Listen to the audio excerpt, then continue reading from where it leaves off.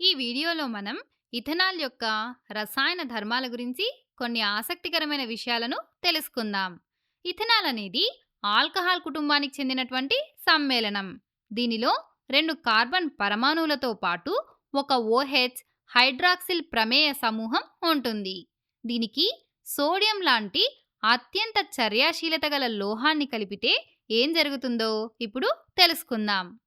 Sodium చాలా చురుకైన లోహం కాబట్టి అది ఇథనాల్లోని OH సమూహంలో ఉన్నటువంటి హైడ్రోజన్ను సులభంగా బయటకు నెట్టివేసి ఆ స్థానాన్ని ఆక్రమిస్తుంది. దీనివల్ల CH3CH2ONA సోడియం ఈథాక్సైడ్ ఏర్పడుతుంది. ఇంకా బయటకు వచ్చినటువంటి హైడ్రోజన్ పరమాణువు ఒంటరిగా ఉండలేదు కాబట్టి అది ఇంకొక హైడ్రోజన్ పరమాణువుతో చేరి H2 వాయువుగా బుడగల రూపంలో బయటకు వెళ్తుంది. ఇక్కడ రెండు హైడ్రోజన్ పరమాణువులు రావాలంటే మనం ఈ సమీకరణాన్ని తుల్యం చేయాలి.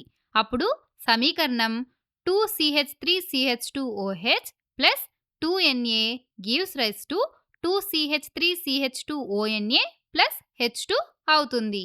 దీని అర్థం ఏంటంటే రెండు అణువుల ఇథనాల్ రెండు పరమాణువుల సోడియంతో చర్య జరిపినప్పుడు రెండు అణువుల సోడియం ఈథాక్సైడ్ అలాగే ఒక అణువు హైడ్రోజన్ వాయువు ఏర్పడతాయి.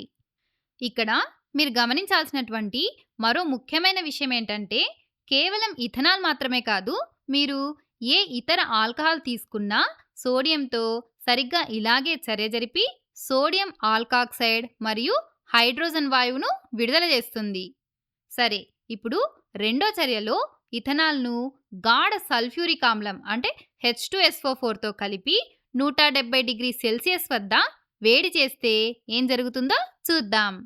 ఇక్కడ గాఢ సల్ఫ్యూరిక్ ఆమ్లం ఒక అద్భుతమైన డీహైడ్రేషన్ చేసే కారకంగా అంటే డీహైడ్రేటింగ్ ఏజెంట్గా పనిచేస్తుంది.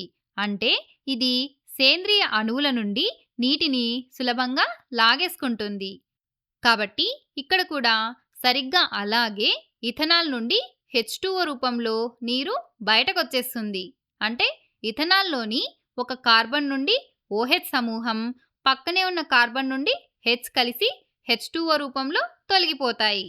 అప్పుడు ఈ రెండు కార్బన్ పరమాణువుల మధ్య ద్విబంధం ఏర్పడుతుంది. ఇలా ద్విబంధం ఏర్పడటం వల్ల మనకు ఈథీన్ అనే ఆల్కిన్ వస్తుంది. కాబట్టి దీని ద్వారా మనం ఏం చెప్పొచ్చంటే ఇథనాల్ను గాఢ సల్ఫ్యూరిక్ ఆమ్లం సమక్షంలో వేడి చేస్తే ఈథీన్ మరియు నీరు ఏర్పడతాయి. అంటే ఆల్కహాల్ల నుండి నీటిని తొలగిస్తే ఆల్కిన్లు వస్తాయన్నమాట. అయితే ఈ చర్య వేగంగా జరగాలంటే మనం తప్పనిసరిగా అధిక ఉష్ణోగ్రత వద్ద వేడి చేయాల్సి ఉంటుంది.